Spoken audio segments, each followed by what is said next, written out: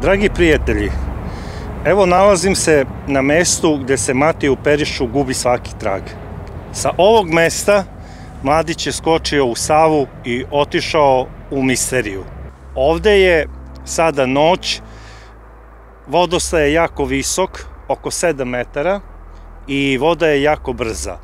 Trenutna temperatura večeras ovde je 5 stepeni u plusu i mogu vam reći da je dosta hladno. A te večeri je bilo -2. Možete da zamislite koja je reakcija njegovog tela bila prilikom ulaska u ledenu Savu. Kilometar nizvodno nalazi se, znači, klub Gotik, a ovde 100 metara uzvodno nalazi se Buda bar. Odmah preko puta mene je restoran Sava Nova, u kome sam ja pre par sati bio i popio kafu. Niko nije znao da mi odgovori na pitanje šta bi moglo Mateja da navede da skoči u Savu. Zaista jako čudna priča i prosto neshvatljiva. Ne mogu da prihvatim da jedan mladić, bez obzira koliko god da je razočaran ili pod dejstvom bilo čega, može da sebi nanese takvo zlo. Baciti se u ovu vodu i misliti da možete opstati dugo u njoj je ravno ludilu ili samoubistvu. Ali sada ćemo detaljno da analiziramo snimke koji su nastali te večeri, a vezani su za ovu ogradu.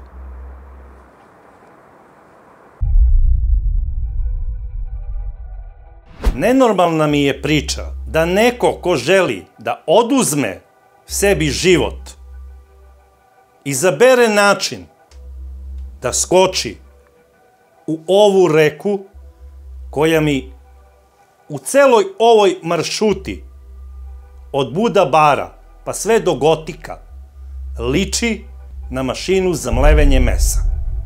Trebali ste samo da vidite tu vodurinu i te vrtloge. To je nešto strašno. Sam pogled u tu vodurinu, verujem da deluje i na onog ko je došao sa namerom tu da se ubije kao otrežnjavajuća terapija. I odustao bi od toga. A zašto? Zato što se nalazite samo na 1,5 m od te vodurine. Ona je na tom mestu reka pakla, reka Styx. Zrači užasnom hladnoćom. Toliko je odvratna na tom mestu da bi uplašila i samog demona.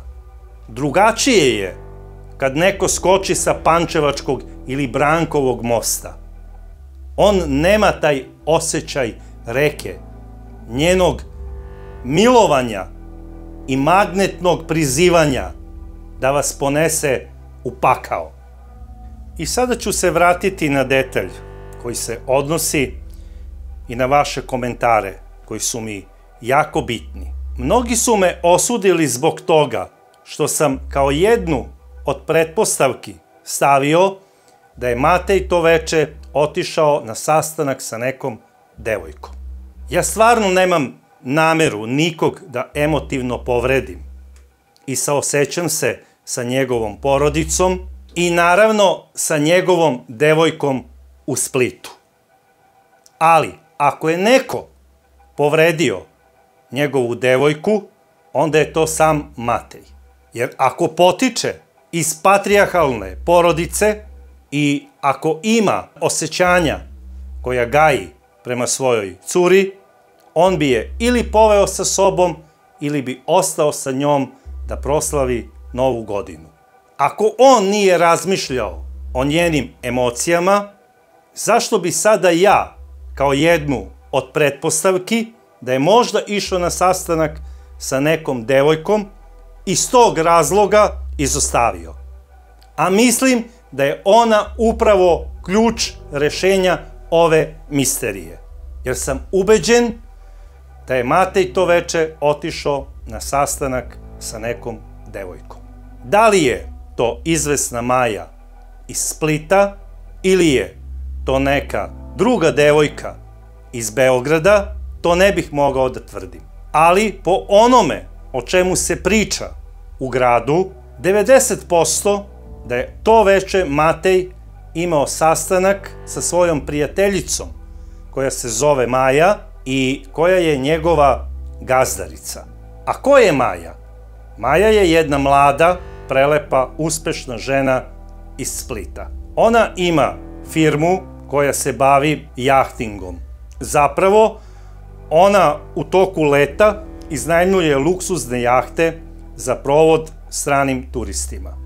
A naravno i onim iz Hrvatske, kojima para da plati. Njena klijentela je prebogata i dolazi iz cele Evrope, a i sveta. Uglavnom po preporuci. Priča se da ljudi od ugleda iz srpskog jet seta, takođe iz crnogorskog i sa Kosova, su upravo njeni klijenti. Dolaze kod nje da bi iznajmljivali jahte i da bi se provodili. A ona, kao uspešna žena, pokazala se da zna da organizuje tu priču i da zna šta žele njeni klijenti. Matej je radio kod nje kao skiper na jednom od tih brodova. Iz iskustva znam da je san svakog muškarca da provede neko vreme sa svojom šeficom, a da ne pričam sa gazdaricom. Ako je gazdarica mlada, lepa, bogata i poželjna, a pogotovo ako voli i lud provod, verujem da je i Matej bio potajno zaljubljen u Maju. Ne sa namerom da ima neku ozbiljnu vezu, ali kao i svaki mladi muškarac, maštao je da tu, ako nešto može, bude i više od poslovne saradnje. Maja, kao poslovna žena u svom poslu, stekla je veliku reputaciju i veliki ugled u celom okruženju. Zapravo, mnogi uspešni ljudi od ugleda iz Srbije, Crne Gore i sa Kosova su upravo išli tamo radi provoda. Ti isti ljudi, pogotovo, znači taj vid biznismena iz Crne Gore i iz Srbije, imaju omiljeno mesto boravka, a to je grad Beograd. Maja, kao njihova prijateljica, bila je često i njihov gost. Oni su znali da organizuju lude provode i znali su da ispoštuju svoje poslovne prijatelje. Maja je znala da dođe u Beograd i da ostane po mesec dana. I ona se time hvalila svojim radnicima i govorila je kako se ludo provodi na lepim mestima i da ima veliki krug moćnih i uticajnih prijatelja u Beogradu. Sve te priče su ostavljale veliki utisak na Mateja. On je od nekih ljudi koje je upoznao radeći svoj posao, dobio preporuku da dođe u klub Gotik na doček Nove godine. I organizacija je krenula, nevezano za Maju. A zašto u Gotik? Zato što je Gotik jedan od poznatijih klubova i u njemu gostuju poznate folk zvezde i pravi se ludi provod. A oni su upravo to i hteli, da dođu u Beograd i da naprave i jedan pravi balkanski provod. Maja, nasuprot njima, onda nije bila za takav vid provoda. Jedno od njenih omiljenih mesta bio je i restoran Buda Bar. To je restoran koji obično radi do 1 sat, ali ako se zakupi od strane imućnih ljudi, može da se ostane i do kasno u noći. Maja je u Beogradu imala veliki krug prijatelja od ugleda. Da pojasnim ovu stvar. Maja se nije družila sa profesorima i akademicima. Radi se o opasnim i žestokim ekipama iz Beograda i iz Crne Gore. Ovi momci koji vole provod na moru, oni i rade raznorazne poslove na moru. Naravno, ne bave se gusarenjem, još manje ribarenjem. Zna se šta ovi momci rade. Najverovatnije da je Maja njima odrađivala i neke druge usluge. Za obavljanje takvih usluga najverovatnije se koriste i niži poručnici u njenoj firmi, kapetani njenih brodića. I možda su oni videli i nešto čuli što nije trebalo da se zna. A to je već sada velika priča koja je možda i rešenje ove misterije. Naravno, ovo je samo jedna od pretpostavki mojih. Bilo kako bilo, Maja se slikala sa svojim društvom i to je objavila na svom storiju Instagrama. Obaveštenje da ona ima story, Matej je odmah video i oduševio se. A ona se nalazila samo 1200 metara od njega. I onda je on pokušao da stupi s njom u kontakt telefonom, međutim ništa ga nije čula zbog preglasne muzike u klubu. On je nju pozvao sa namerom da se oni vide. On nije hteo nju da zove da ona dođe u Gotik, jer je znao da je ona sa društvom od ugleda i znao je da to nisu ekipe koje treba da se sastaju, jer nisu na istoj talasnoj dužini. A osim toga, ekipe koje odlaze u Buda bar ne odlaze u Gotik, jer dobro se zna kako je Beograd i podeljen u obezbeđenju određenih klubova, u smislu navijačkih grupacija, koji su u stvari jedna dobro pripremljena, organizovana i efikasna vojska. Zna se ko obezbeđuje i čiji navijači beton halu, a zna se ko obezbeđuje promenadu.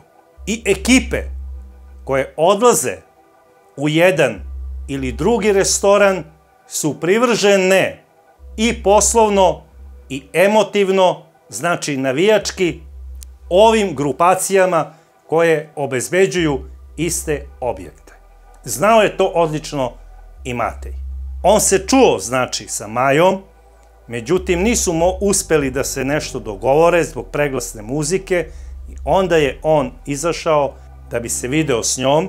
Mislio je da je to, eto tu, u blizini, pa će on na brzinu da skokne do tamo, da je pozove, da se vide i da se on vrati u Gotik. On jeste zaustavio taksi, ali mislim da ga je zaustavio iz razloga koji sam već jednom naveo. Odnosno da ga pita gde je restoran Sava Nova. I taksista mu je to i pokazao. Najverovatnije on i planirao da popije piće u Sava Novi s njom. Međutim, kada je došao do Sava Nove, onda je ukapirao da tu nešto ne štima. Restoran Sava Nova nije radio. Zato što su oni ozbiljan restoran i isključivo rade do 24:00. Matej dolazi do Sava Nove, optrčao je 2 puta i samo njemu znanih razloga silazi niz ono stepenište i odlazi u nepoznato. Svi vi kažete, odnosno mnogi od vas kažu u svojim komentarima da tu vide 3 osobe, odnosno navodno Mateja i još 2 osobe. Ako pogledamo u ćošku ovog snimka, gornji levi ugao, kao da se vidi u stvari neka glava. Podseća pomalo na neku žensku glavu, koja ima plavu kosu. Možda je tu bio još neko, ko je njen pratilac.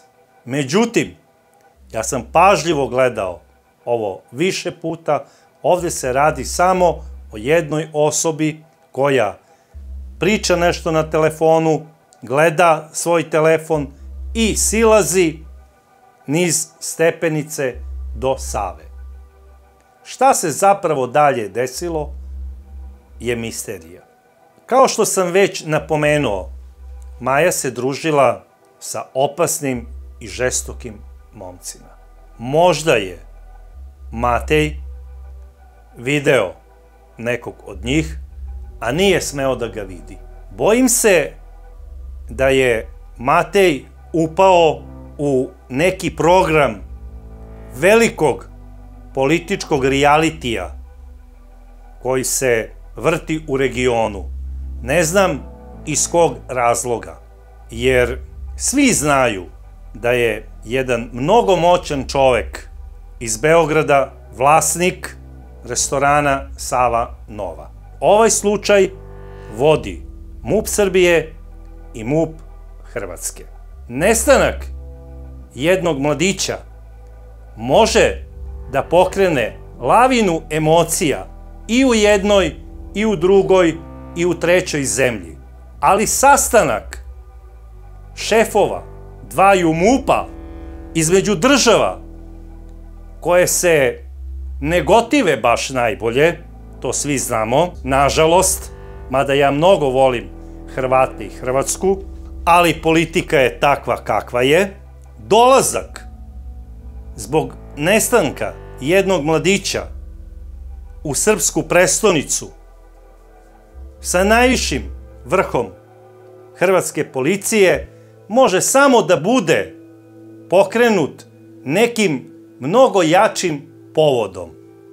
I jeste to povezano sa ovim momkom, ali šta je prouzrokovalo sve to, pa možda i njegov nestanak? Ostaje da se zapitamo, ako je nestao iz ovih razloga, zato što je video nekog kog nije trebao da vidi, najverovatnije neće nikad ni biti pronađen. Jer to nije prvi put da u Beogradu nestanu ljudi samo zato što su videli nekog, a nisu smeli da ga vide. Svi znate o čemu pričam i o tome bi trebalo da se bavi policija na višem nivou. A sam dolazak hrvatskih policajaca navodi na to da se nešto u regionu dešavalo po tom pitanju oko novih trasiranja velikih karavana koji dolaze iz zemalja gde uspevaju banane. U svakom slučaju, ja se neću smiriti sve dok se ovaj mladić ne pronađe, bez obzira iz kog je razloga nestao. Pa makar u celoj ovoj priči nestao i ja. A znam da se nećete ni vi smiriti, dragi prijatelji, sve dok se ne bude našlo rešenje ove misterije. Jer ste vi ljudi velikog srca koji se duboko saosećaju sa njegovom porodicom. A nestanak ovog mladića doživeli ste kao da se desio vama lično. I ja vas apsolutno razumem. Zato vas molim, napišite mi u vašim komentarima šta vi lično vidite u spornom snimku. Da li vidite jednu osobu ili više njih. Vidimo se u sledećoj čudnoj priči, a do tada ja vas pozdravljam.